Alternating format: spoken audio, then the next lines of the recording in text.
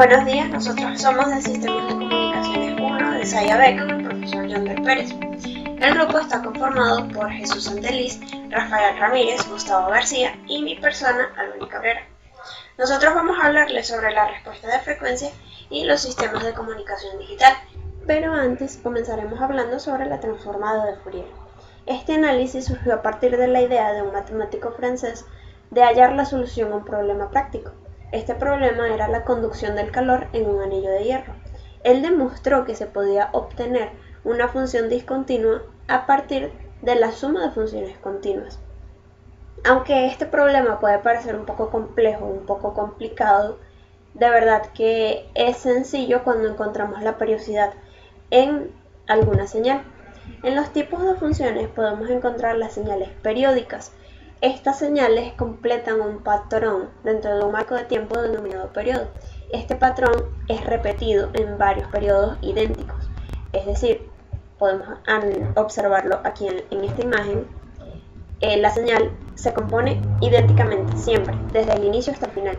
Y un periodo podemos definirlo como una cantidad de tiempo necesarios para completar el ciclo completo. También tenemos las señales aperiódicas o las señales no periódicas. Estas señales cambian constantemente, ellas no exhiben un patrón idéntico, como podemos observar en esta figura que se encuentra aquí. Sin embargo, gracias a esta técnica de Fourier, estas señales aperiódicas podemos descomponerlas en un número infinito de señales periódicas, tal como podemos ver aquí, y así encontrar la solución del problema. También tenemos las señales analógicas periódicas. Tenemos dos, las simples y las compuestas. Las simples las podemos definir como las más sencillas. Ellas se representan con una señal senoidal, es decir, con la gráfica de la función trigonométrica seno, que es esta que observamos de este lado. Y las señales analógicas compuestas son señales periódicas cuya variación no sigue la forma de onda sinusoidal. Es decir, son señales más difíciles de entender y gracias al análisis de Fourier podemos lograr lo mismo que habíamos mencionado con las aperiódicas. Es decir, podemos descomponerlas y así encontrar la solución. También tenemos las señales digitales. Las señales digitales tenemos las periódicas y las aperiódicas. Una señal digital es discreta solamente cuando puede tomar una señal digital es discreta. Ella solamente puede tomar un número de valores definidos, por ejemplo, el 0 y el 1. Pero la mayoría de estas señales digitales son aperiódicas, porque como podemos verlo en esta zona, tenemos esta que es periódica porque describe el mismo ciclo y esta que es aperiódica porque vemos que no es idéntica en todos sus ciclos. Podemos definir dos términos, mejor dicho, que es el intervalo de bit y la tasa de bit. El intervalo es el tiempo necesario para enviar un único bit y la tasa es el número de bits enviados en una unidad. Entonces, ahora pasamos a ver lo que son los sistemas lineales. Un sistema lineal, ellos se rigen por un conjunto de propiedades que facilitan su estudio y su análisis. Ellos tienen un requerimiento. Tienen tres principalmente. Está la homogeneidad, la aditividad y la invariabilidad en el tiempo. La homogeneidad, podemos decir que un sistema es homogéneo cuando un cambio en la amplitud de la señal de entrada produce una variación proporcional en la señal de salida. Tenemos como ejemplo la resistencia a mayor voltaje, a mayor corriente. Es un sistema homogéneo en ese sentido. La aditividad es un sistema aditivo cuando la señal a la salida es igual a la suma de las salidas generadas por las diferentes señales de entrada. Y la invariabilidad en el tiempo significa que mover la señal de entrada en el tiempo produce un movimiento idéntico en la señal de salida. Tenemos como ejemplo la parte del emisor y el receptor. Lo que yo digo, ustedes lo van a escuchar exactamente igual. Ahora pasamos a hablar lo que significa el banda ancha. Cuando hablamos de una banda ancha, hacemos referencia a un sistema de conexión a internet y a de transmisión de datos. Los sistemas de banda ancha son usados actualmente en todas partes. Ellos son estos equipos como los modems. Ellos nos permiten mantener un acceso estable a internet sin interrumpir una conexión telefónica. Pero aparte del ancho de banda, tenemos, aparte del banda ancha, tenemos el ancho de banda. El ancho de banda es la cantidad de datos que pueden mandarse y que se pueden obtener en el entorno comunicacional. Entonces, en una conexión a Internet, el ancho de banda se refiere a la cantidad de información enviada hacia o desde el sitio de Internet a través de un lapso establecido previamente. Entonces, podemos notar unas diferencias entre banda ancha y el ancho de banda. La banda ancha es el medio por el cual nos conectamos a Internet, ya sea un módem o un cable coaxial. En cambio, el ancho de banda es la velocidad con que viaja la información en un tiempo determinado. Ellos tienen su importancia. Por ejemplo, la importancia de banda ancha consta en que permite altas tasas de transferencia de datos y elimina la necesidad de una línea telefónica dedicada al uso de Internet. Y el ancho de banda se basa en la necesidad del transporte de la información según la capacidad que se requiere. Además de esto, tenemos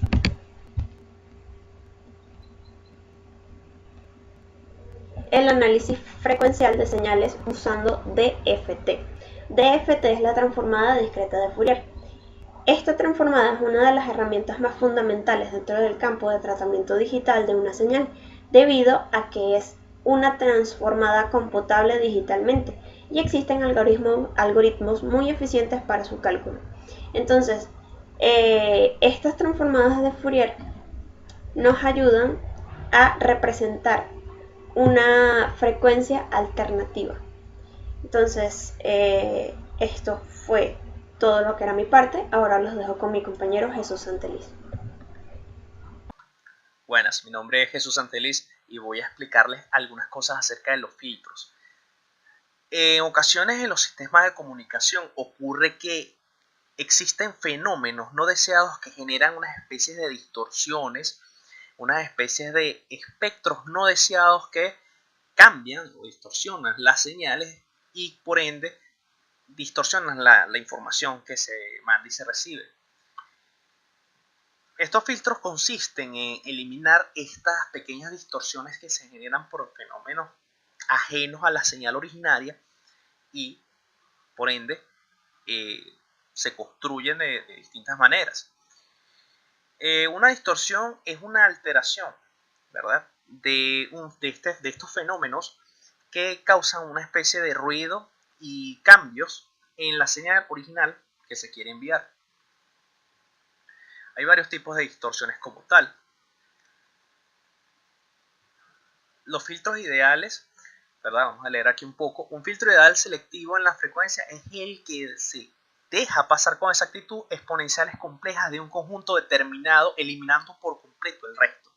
O sea, es un filtro diseñado, ¿verdad?, para unas condiciones ideales de tal manera de eliminar la mayor cantidad de distorsión posible de las señales que queremos transmitir. La teoría de señales nos habla un poco acerca de las señales analógicas y las señales digitales, ¿verdad? Estas son distintas, pero son un conjunto de fenómenos y de elementos que hay que tomar en cuenta para la transmisión de señales, ¿no? Teoría de muestreo y modulación de amplitud. Mediante el muestreo, una señal analógica continua en el tiempo se convierte en una secuencia de muestras discretas de la señal, a intervalos regulares. El teorema de muestreo establece que una señal continua de energía infinita y limitada de banda sin componentes espectrales por encima de una frecuencia máxima. La señal así muestrada puede recuperarse mediante un filtro paso bajo, como el que vemos aquí abajo, que está compuesto por una resistencia y un capacitor de manera paralela. Hablamos también de la modulación de amplitud AM. Esta es está compuesta, ¿verdad?, de una señal portadora y una señal moduladora, de cual convergen para generar una señal modulada, el cual facilita la transmisión de esta información, lo cual es una parte integral de lo que es sistemas de comunicaciones. Hablamos de las conversiones como tal, que es la conversión del sistema analógico al sistema digital, que consiste en la transcripción de señales analógicas en señal digital, con el propósito de facilitar su procesamiento, o sea, una codificación compresión y entre otros procesos como tal, y hacer una señal resultante digital más inmune al ruido y otras interferencias. Esto es debido a que las señales digitales son más sólidas que las señales analógicas, debido a que ellos no sufren tantas distorsiones como las analógicas como tal, y facilita esa transmisión. Sin embargo, es más complejo el proceso de transmisión. Aquí hablamos un poco de un ejemplo de lo que es la conversión del sistema analógico al digital, del cual tenemos la reproducción de un CD compacto de música por medio de un altavoz. Mi nombre es Rafael Ramírez y yo le voy a hablar acerca de la codificación de impulsos. En la modulación por codificación de impulsos es un método de modulación mediante el cual la onda analógica continua se transmite en un modo digital. Esto nos quiere decir que el proceso de codificación es un proceso en el cual uno pasa de la señal analógica a una señal digital por medio de una codificación cuantitativa. Esto tiene varias ventajas, entre esas está la robustez del sistema, la regeneración eficiente de la señal codificada, un formato uniforme de transmisión para diferentes clases de señales y facilitar encriptar información para su transmisión segura. Entre las desventajas está que tiene un mayor costo el sistema, mayor complejidad, mayor ancho de banda necesario y respecto a la complejidad es mucho más alto. La modulación analógica tiene cuatro tipos principales. La PWM, que es una modulación por ancho de impulso, que también se llama modulación de duración de pulso. El PAM, el PAM, que es la modulación de amplitud de impulso. La señal analógica modula varía la amplitud del tren de pulsos que constituye una portadora. La PCM, que es una modulación por pulso codificado, es un procedimiento que permite convertir una señal analógica a señal numérica y viceversa. O sea, es una herramienta que nos permite cambiar los sistemas de numérico a analógica a numérico. Y la PPM, que es una modulación por posición de pulso, la posición de un pulso de ancho constante varía de acuerdo a la amplitud de la señal analógica. Por otra parte tenemos la modulación de delta adaptativa. Vamos a leer acerca un poco de esto.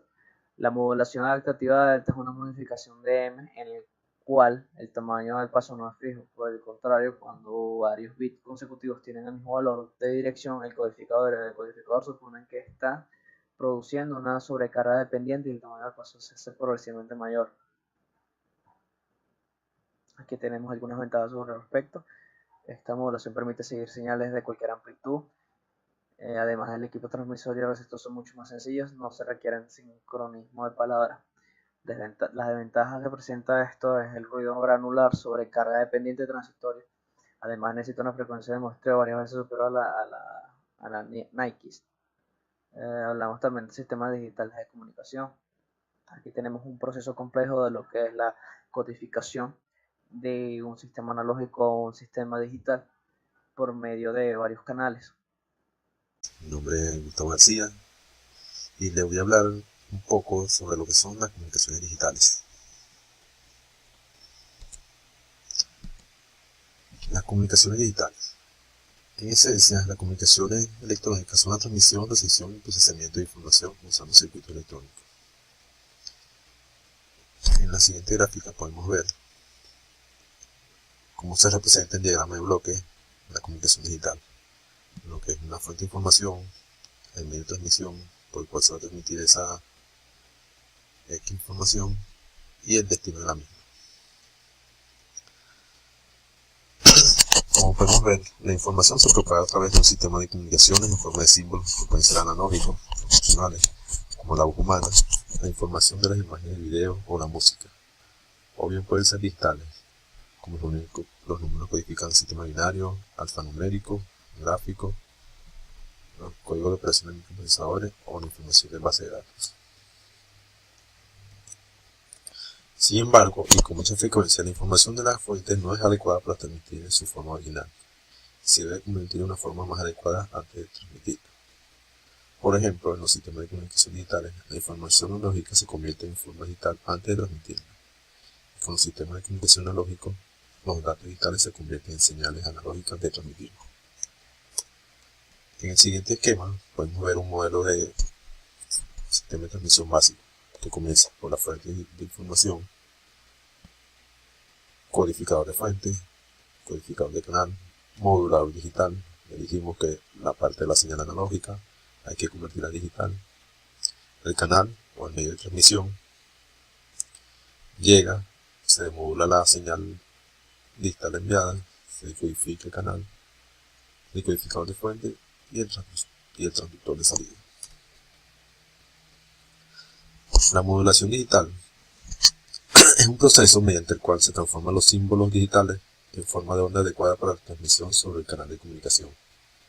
En esencia, hay tres técnicas de modulación digital que se suelen utilizar en los sistemas de radio. Comenzamos por el primero, la modulación de desplazamiento de frecuencia. En este caso, la frecuencia de la onda portadora analógica es modificada por la señal moduladora, que es lo que habíamos dicho anteriormente, que se necesita. Tenemos una señal analógica, necesitamos convertirla a digital para poder transmitir dicha información. Aquí podemos ver la señal moduladora, la señal portadora, la moduladora y la señal modulada, que es un principio de transmisión AM o FM. Modulación de desplazamiento de fase, PSK. La fase de la onda portadora es modificada por la señal moduladora. Podemos ver el comportamiento de estas señales para obtener la señal modulada. Modulación de amplitud en cuadratura, UAM. En esta técnica de modulación, dos señales independientes modifican en amplitud y fase, y una misma onda portadora desfasa 90 grados. Aquí podemos ver desfase de la misma.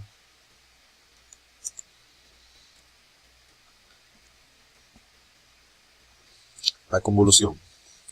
En matemática y en particular, análisis funcional, una convolución es un operador matemático que transforma dos funciones f y g en una tercera función. Una convolución es un tipo general de media móvil, como se puede observar si una de las funciones se toma como la función característica del intervalo.